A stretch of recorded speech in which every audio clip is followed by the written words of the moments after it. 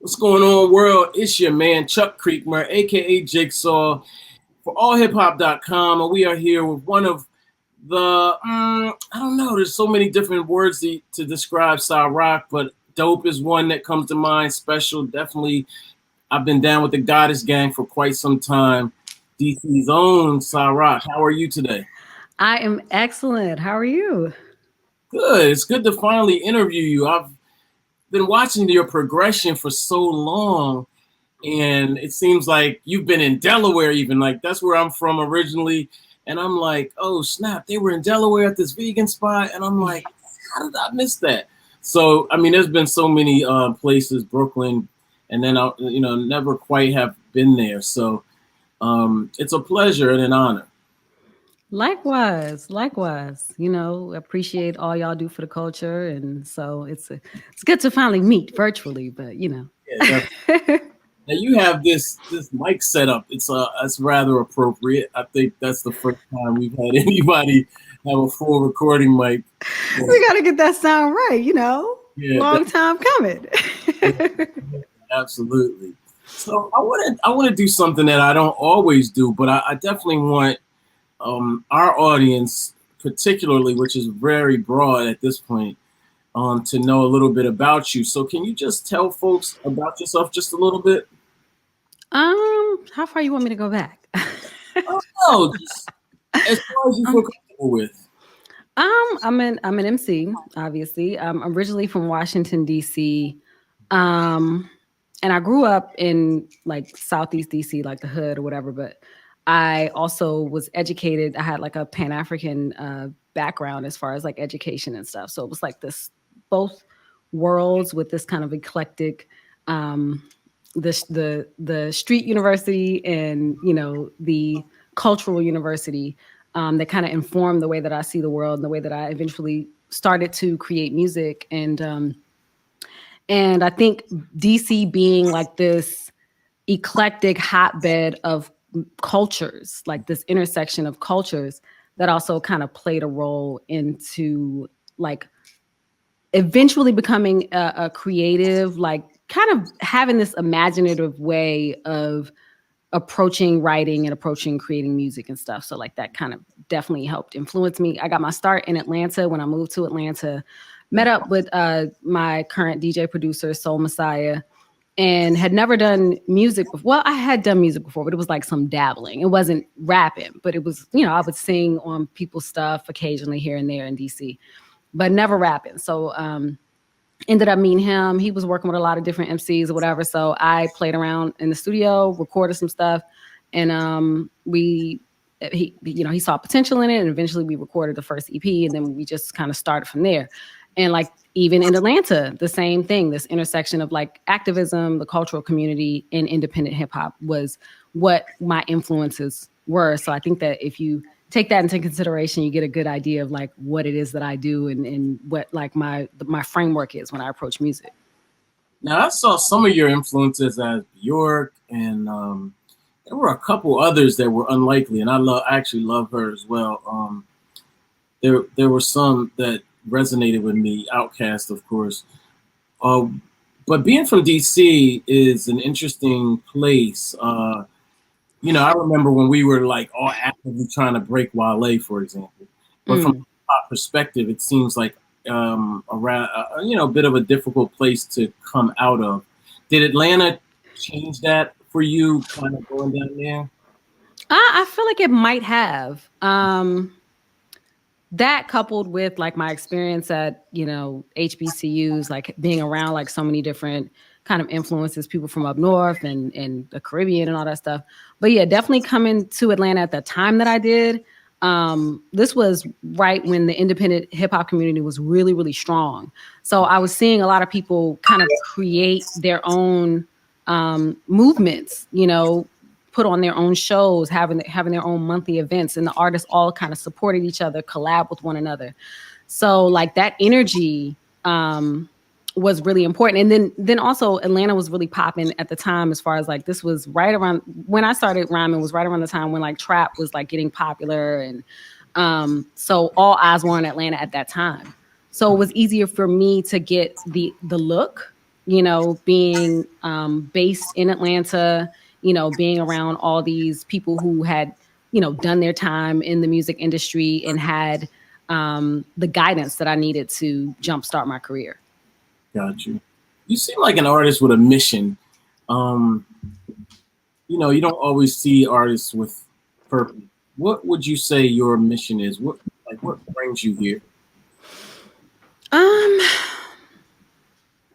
Honestly, for me, music has played such a huge role in essentially like kind of saving me through kind of many of the different moments in my life, you know, empowering me, you know, helping to kind of help me work through like different emotions, give me a sense of place in the world. And that's always been kind of integral in my upbringing, especially like the way that my parents kind of laid the foundation. Like music was like a life raft for them. You know, especially when we dealt with, you know, some kind of harrowing moments growing up. So I always saw music like that, you know, as a way to give a voice for the voiceless, a way to be seen when you aren't, you know, when the spotlight isn't on you, or when you are, you know, a part of a community that might be underserved or overlooked or whatever. And so when I started writing music, for me, it was a healing process for myself to find my voice, to find my place. And in that, when I saw that people started to respond to my music in that same way, I was like, okay, yeah, this is what I'm here for. This is what I'm supposed to do. Because music is that universal language, right? You know, from me performing in Ghana to, you know, Germany, you know, I'm able to relay a message that many different people can relate to. Yeah. So now, one thing that surprised me was when you got down with Rhymesayers, and I was like, oh, okay. That's not a bad thing, but it is an interesting move. What made you get down with that movement? You know, they actually reached out to us first and asked us actually to perform at their festival, this was I think 2015, I think. And this huge festival, sound set, amazing. Like I was stunned. I'd never done anything that big, or and little did I know, like I think that was kind of like a little auditioning process for me at the time. So yeah, I guess I did good. But yeah, so they were kind of like vetting me, I guess, at the time. And then when I got to see like just the inner workings of the office and how small and kind of intimate the team was, and how engaged they were with, like, you know, the artist, and, you know, bringing out the best in artists and the creative vision and stuff like that. I was like, okay, this is a good fit, because for so long, me and Soul Messiah had been doing it on our own, and we had autonomy, and we were like, whenever we want to put out an album, we're going to put out an album. And like, this is, you know, clearly what we want to do. So to have an environment that kind of further facilitated that was really dope. But, you know, we got with it the widened exposure. We got with it, you know, more structure, and like, you know, a team to help us get it done. Definitely. So this past weekend we saw the BET Awards, and I actually thought it was, I thought it was okay. I thought it was pretty balanced, but I saw the comments, and the comments were pretty brutal. I think it was mainly because of some of the salaciousness, if you will. You don't really, for the most part, represent what we're seeing in the mainstream, if you will. And that's across the board, not just limited to like women or anything like that, but just across the board. I like to talk to artists like yourself, because I always want to know, like, what keeps you encouraged, what keeps you motivated, you know, what keeps you from not crossing over or changing how you do things. So how do you do that? How do you maintain sort of your integrity? I think that's a part of just like who I am, you know?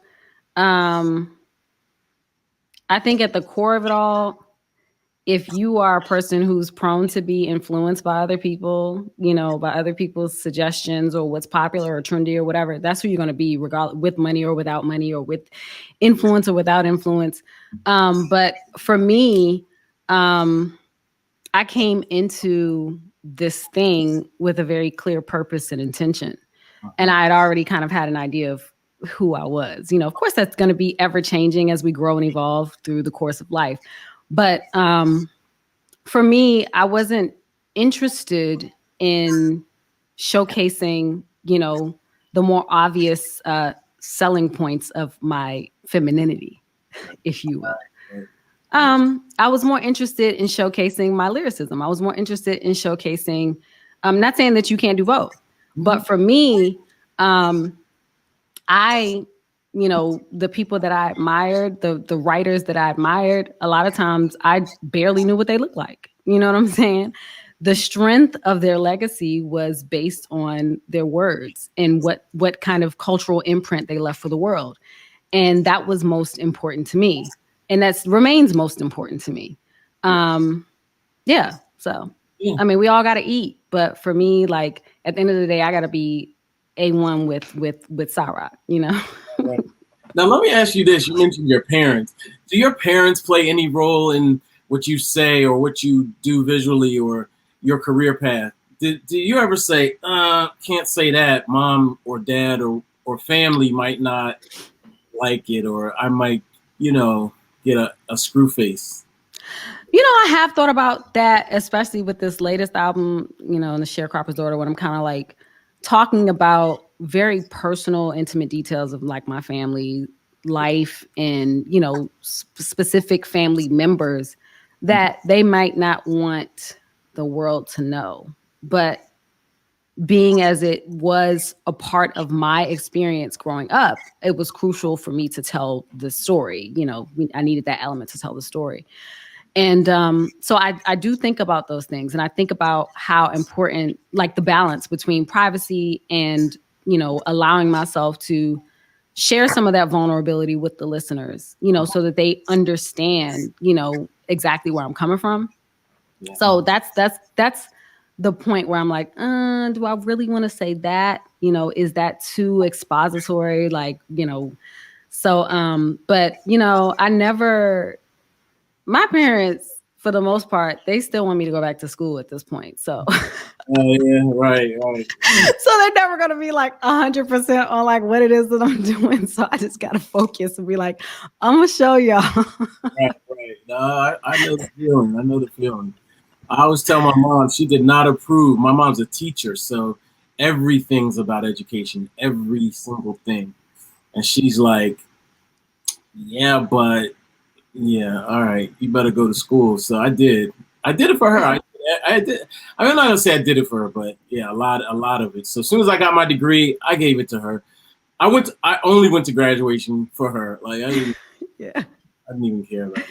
Yeah, sometimes you gotta do those things. And maybe, I don't know, 5 years, maybe I'll take a break and do that and finish it up. But I think they always just kind of have this idea of what, you know, what they didn't actually get to accomplish. They, you know, they pass those dreams on aspirations on to your children. But, you know, this is the way that I'm fulfilling those aspirations by, you know, channeling through my music. Yeah, you're good. You know, I think they need to give us like hard knocks degrees or like experience degrees. For real, yeah. It ain't all about the institution. Like I don't have my master's or anything, but I'm like, I definitely have my experience masters or my PhD in, you know, getting this work done. Absolutely. And a lot of times that is more valuable than what a lot of people learn in school, you know. And now we're seeing it more and more, people being able to be successful despite not having a degree or taking a traditional route. So yeah. Now lyrics matter, and they never stopped mattering, but I feel like they're starting to matter even more in this day and age. You're like a beast, you know what I mean? And I don't use that word lightly, you know. That's, you know, bar for bar with like Black Thought, you know what I'm saying? And there be no type of batting of an eye like, oh, you got washed on your own joint or something like that, you know what I mean? Your process for writing, like I see a lot of writers brag about not writing lyrics or, you know, things of that sort, but you do impress me as someone who puts a pen or pencil down. What's your process creating? Um, it varies, but first and foremost, I have to set like the vibe, whole thing. Incense. I gotta get my little copal incense to center myself and, get in some sun. And, I oftentimes I listen to those like barbarians on, like doing freestyles and stuff like that to like get me revved up. Like, okay, I'm about to get in the ring. Let me get some inspo. Um, so that's a part of it. And then sometimes when the creativity is not flowing, like I'll just like step away from hip hop altogether and like go in a different direction, go into a different like artistic expression, maybe look at a visual artist, a documentary on a visual artist, or look up like some other kind of um, creative lane Uh-huh.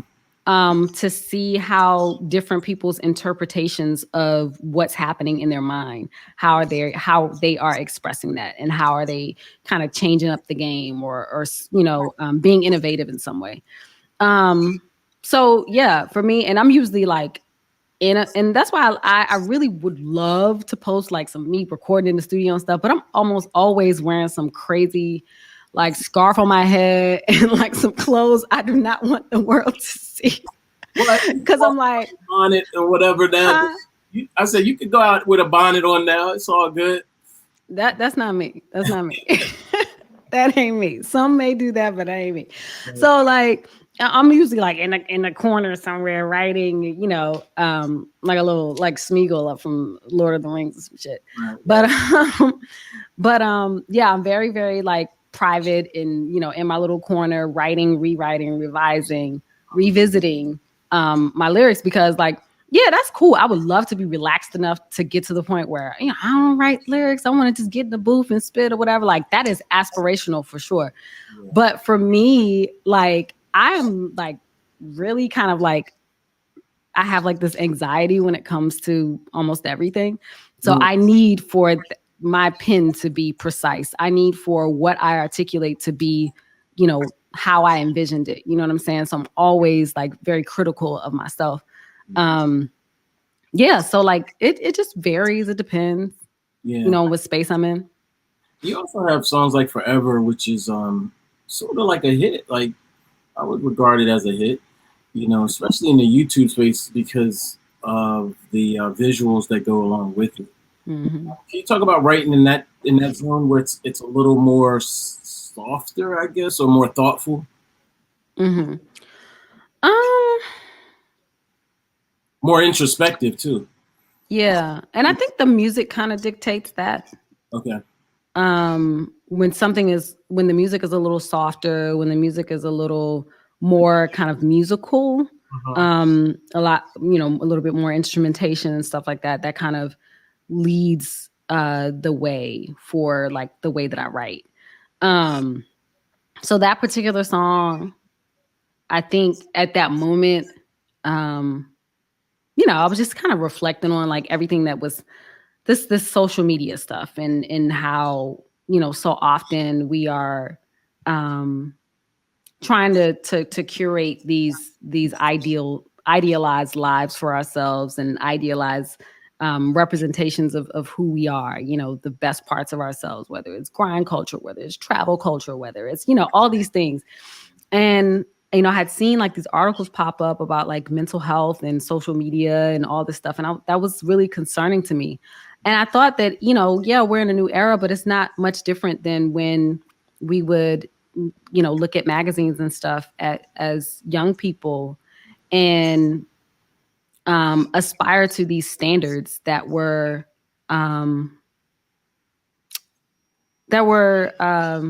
unreal, They were dictated by other people. They were dictated by people who didn't look like us. That were dictated by people who did not have our experience, and they were telling us that this is the way that we should be in order to be valued and seen and loved, and it was like a mirror of like what was happening now. And I remember being deeply affected by that, during that time, having a lot of self-doubt, self-debasement, self-harm. Like I did all that stuff. And so I was like, you know what? I've come a long way. And I'd love to create something that can be a salve, if you will, a healing salve to like all this that's happening in the world that tells us that we are not good enough. And that was where that came from. And it came really easily. Like the songs where I'm kind of mining like these personal experiences, those come much easier than the ones where I'm just like, trying to come up with the most like, vicious bars, Right. Now, you mentioned it slightly, but yeah, you do talk about self-harm and mental health on the song. I think these are really, and this is just a statement, less of a question, but these are things that we talk about a lot now. And I've been pretty transparent. My daughter and I, we've been in counseling. Well, we're kind of wrapping up, but like for a couple of years, we were in counseling. And mental health is like so important, and we're seeing the evidence of it being necessary with a lot of our young people now. So I just kind of want to just commend you on making that in the music as well as speaking on it. Thank you. Yeah, it's really important, and we see that kind of permeate through different like behaviors and stuff, through addiction and just even other kind of behavioral health things that go undiagnosed and stuff. And I love like all the other people who are kind of like championing the exposure of mental health stuff, like Taraji. I love the work that she's doing, but like so it's important. I tried to get some free help from her. It didn't quite work, but she was giving out free something, and I was like, oh, let me get that. Oh wow. Oh really? Yeah, I love her. She's from my area in DC. So yeah, I love her. Howard and all that, I heard. Howard, she's from Southeast DC, just like me, like literally like right down the street. So I got special love for her. It's so funny. My mom, my godmother's from DC, and I wanted to go to Howard so bad. Oh. My mom shot me down. Like it wasn't even an argument. It was like, no.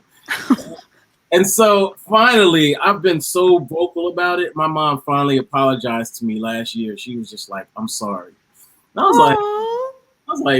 was like, thank you. I can try. I think I can lay this to rest now. But you will not let that go. I mean, Howard was special. Howard was very, very special. I could see why you wanted to go. But what's funny, I didn't want to go to Howard. I was so over DC at that point. That I was like, I want to go out. But my parents were like, no, you're too young. You are not leaving the state. Howard it is. And I ended up loving it. It was such a dope like environment.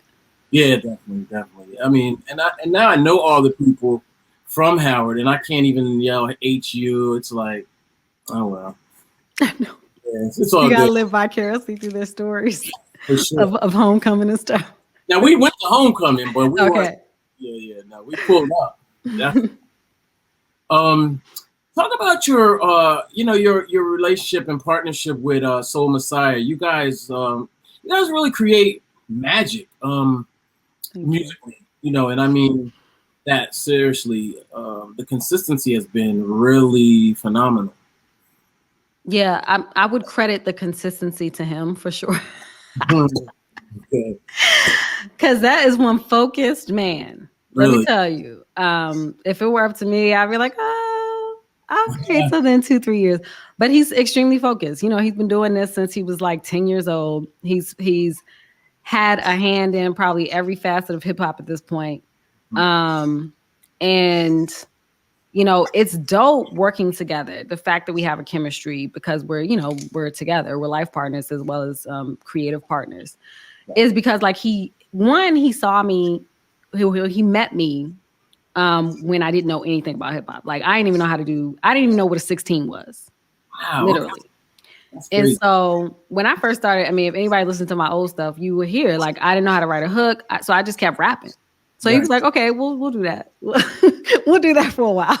Right. And but yeah, so he told me what a 16 was. The one thing that I had going for me was being able to be, rhythmic and being able to, work with the melody. But there was so much, to put into his words, there was so much potential. So he was able to kind of create music and accentuate like the best parts of what I was or the stage that I was at as an MC. So a lot of times you'll hear like him punctuating like my cadences with like, drums and stuff like that. He knows what kind of sounds that my voice shines on. He was the first person to encourage me to start like singing on tracks and stuff like that, like doing harmonies and stacking and all that. And so I think we work so well together because he knows like my strengths so intimately. And then the more confident I got as an MC, I was able to be like, okay, I want to hear something like this, like in terms of like production and stuff. Like, so we can, share with one another, like how we want to create. And then we layer on top of that once something has been recorded. So it's a dope collaborative process. And, I think we've been so prolific together. One, because he'll just like be working on beats all day. And then for me, a lot of people ask like, oh, why are you putting out so much music? I was trying to get out my job, y'all. I was trying to get out. Get out of your job. Yes. Oh, okay. I was trying to get out that 9 to 5. So like, this was me like working prodigiously to like get out and be able to work on music full time. And, it paid off. So hard work pays, kids. Yes. I'm gonna grab this and give it to my daughter and my cousin. They both they don't always get it these days. I think they live through the gram a little too much, and they see the success or what people put out as success, which isn't always true. Yeah. And there is like more there's a higher likelihood of people like popping off now because like we don't have to go through like these, mega industries to get like music or creative or whatever, any of that going. We can do a lot of that stuff ourselves. But what people don't realize, a lot of young people may not realize, or just people, like you said, on Instagram, those people are 1 in a million. Like, even though it might be easier now than it was then, it's still a small fraction of the population, so it does take time, but the time is worth it. Like that is what creates legacy. That is what creates wisdom in a particular field, skill set, all of that. Absolutely. Now, you and Soul Messiah, do y'all get on each other's nerves ever? Of course, like that's normal. Okay. I probably get on his nerves because he has I don't know, a quicker turnaround than I do when it comes to like work and creating. And he's like, oh my God, when are we going to finish this song? Or when are we going to start working on this? And I'm like, I'm going to read this book first. Or I'm going to watch this documentary. Or I got to go for a run. He's like, oh my God. So I probably get on his nerves a little bit more. But, we just have like completely different styles, but they complement one another when it comes to working together. And a lot of people used to tell us, oh, that doesn't last. People online putting their 2 cents in, working together in business usually doesn't bode well for like relationships and stuff. But I feel like for us, it definitely had the opposite effect because we had a common goal. Nice. And being understanding and compassionate with one another because we knew each other personally helped for us to kind of create more efficiently. That's what's up. I for the longest time I was like, are they talking about this? Can we, is it a secret? You know what I mean? I just didn't know, because sometimes people they keep that kind of on the low, just for career purposes or marketing purposes or whatever, Right. So no, cool. This what's up. How cool are you with Black Thought? Like, I get the impression that y'all are close or like friends. Yeah, that's big bro. Like, I met him through a friend in like 2014, and this is exactly how he works. This is so funny.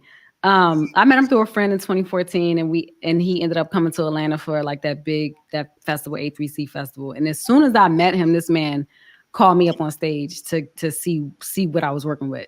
And then after that, soon after that, he put me on a show. Like he put me in his network of people. And then, I was able to, work with him professionally and stuff like that. But like, he's always just kind of looking out. He's always rooting. He always has, some sage advice, he always shares, you know, my work with other people and stuff. Like he's a really dope person to know, to be able to have that kind of relationship with, because he got it out the mud, you know, and some parts of our story, and, you know, kind of connect in many different ways. So it's dope to be able to have someone that I can kind of like field questions with, and, you know, get some insight with certain things, that is so seasoned and so brilliant, you know, and so creatively prolific. But yeah, like he's definitely, that's definitely Big Bro a mentor for sure. I love Tariq. He's like the, I don't know, like he's probably the best pure MC. Well, let me not, but he's right there. He's incredible. And you know, when you write, you know, it's like, you know, the intensity, I listen to his Funk Flex freestyle once a week. And, you know, I just listened to it like a few minutes ago, and I'm just like, oh my God. You know, he's got that factor, the oh my God. So, like, where do you come up with this? Your voice as a rapper is very, you've mentioned it in song,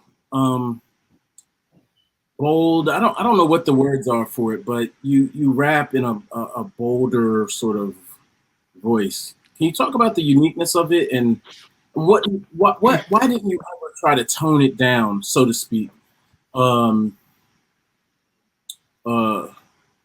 If you know what I mean. What do you mean turn it down?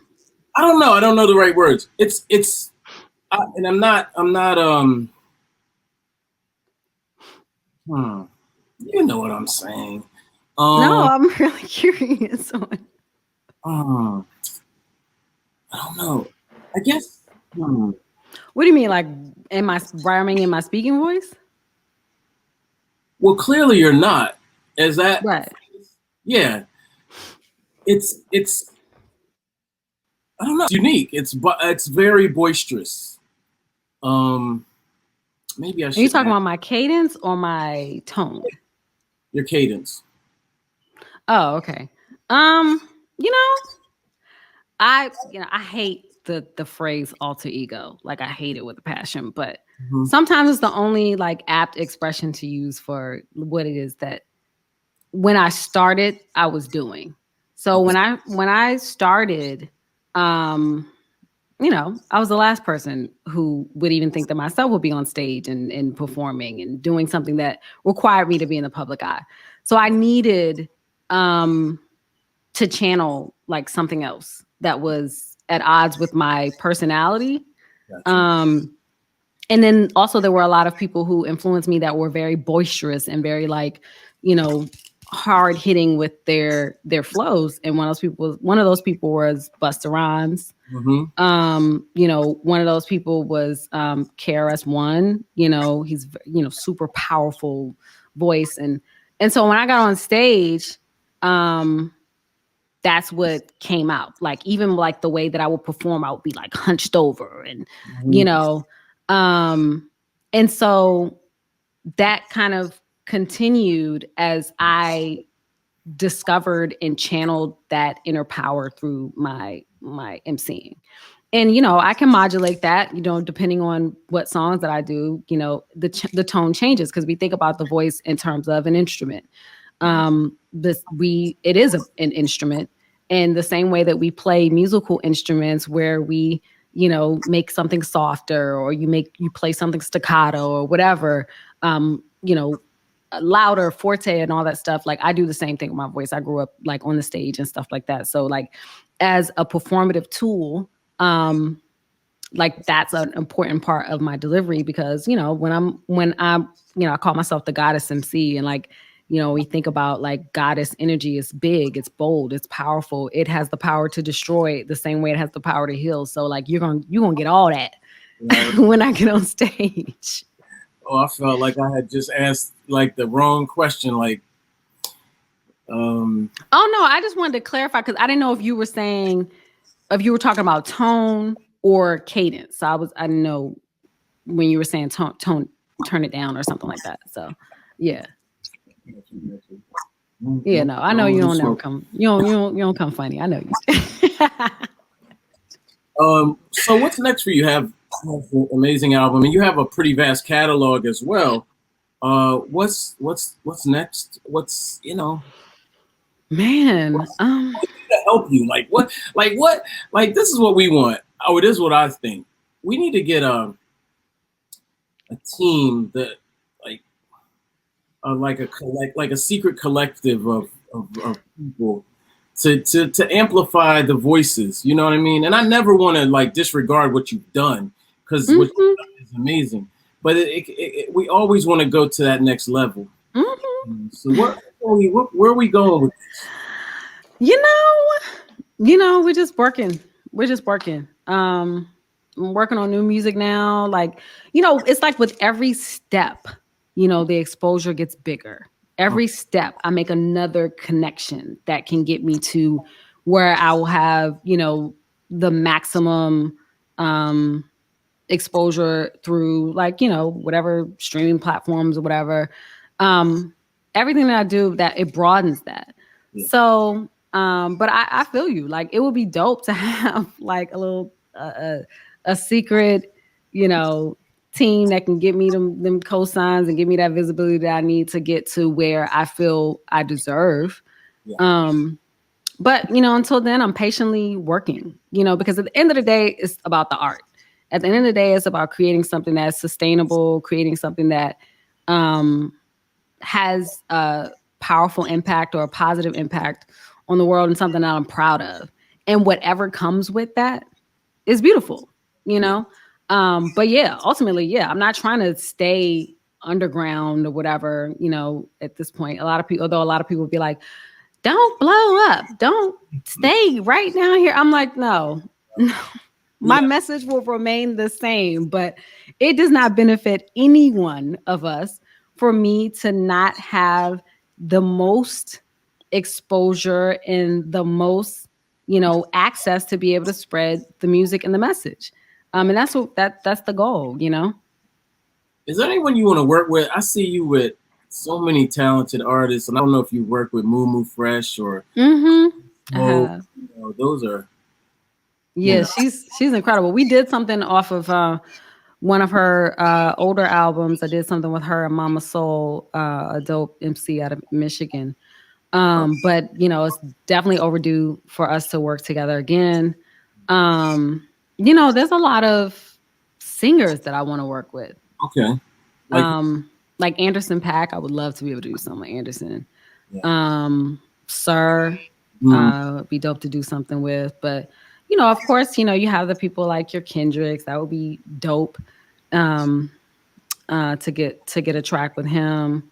I'm trying to think of I want to do something with Sample the Great. Okay. Yeah, we've already kind of talked about that. So nice. Y'all stay tuned. But yeah, like there's a ton of people that, that will be dope. But, a lot of times people will just pick like the popular people, which, in some cases that, there is a synergy between the work that, they do. But for me, it's more about like that kind of creative connection and what, if your styles mesh, if you're, you know what I'm saying? So, so those are the three people who I'm like, yeah, I got to do something with them soon. All right. Salute. Well, I just want to say for us in all hip hop, you guys can always reach out if you, whatever, the one thing that I don't think talented people do enough of is just drop a jewel, not a jewel, but like, maybe that's who you're working with or who's in the studio with them or a rumor, like it might happen, just little things that keep you out there, keep the press rolling, keep even if you're not necessarily working or, haven't done your full rollout, so keep the press in mind because that's what the other people do. It's, theirs is based around a lot of drama or, conflict, things like that, but it doesn't have to be that. Yeah. So, No, and thank you for saying that, because I naturally just kind of like keep things under wraps and stuff, but like I need to be able to kind of pivot a little bit and like let people know, like let people in on like what it is I'm doing, you know, to get excited about it. And you know, you never know like if there is another opportunity that could be had from like sharing some of that stuff. So thank you for holding me to task. Anyway, just want to say thank you.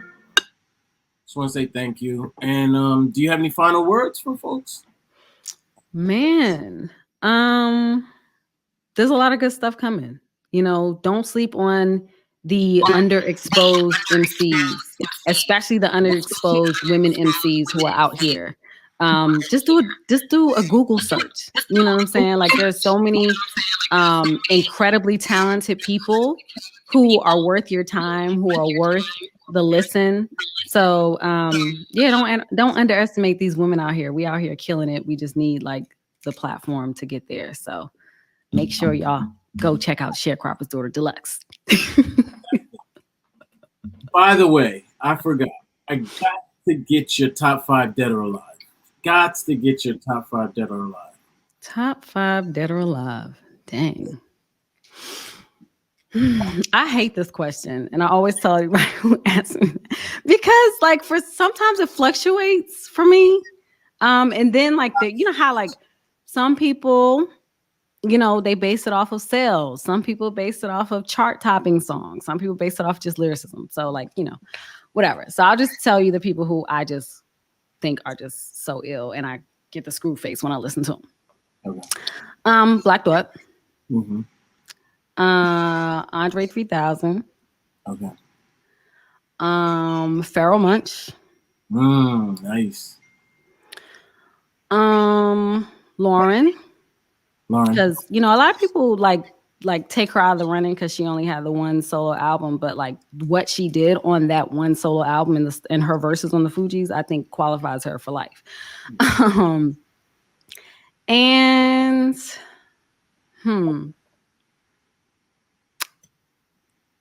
you know, I'm gonna have to go with KRS. Yes, I knew you have to go with KRS. Yeah, I just saw him perform last weekend. We got to hang out. You're gonna see a video with me and KRS in it. Oh yeah, that's tight. We filmed the video in Delaware, and I had a guest appearance. So that's tight. Yeah, I mean that's the teacher. Like literally. Like the first person to kind of open my eyes to what hip hop could be and MC could be, and just brilliant to this day. Off the top, just be spitting jewels. So yeah. He performed. And it took me about 2 verses before I realized he was freestyling the whole song, like right on stage. Rocking to this song. And then it was like he made like a slight mistake. And I was like, oh, snap. He's coming off the top. Off top. Yeah. Yeah. And that's just so ill when you can do that. And it's kind of, you don't know it at first. And like, damn, no, I think he's freestyling. What? Crazy. He does it better than most. So. Yeah, for sure. Great list. Well, thanks a lot. And, hope this isn't the last time we speak. And when things open up a little bit more, we'll probably hopefully get you in the studio. We work out of One World in New York City. Oh, so. I would love that. Yeah. Thank you for the conversation. Yeah, definitely. Thanks a lot. We'll keep you guys tapped into when this goes live. Absolutely. Appreciate you. All right. Thanks a lot. Salute. Peace. Salute.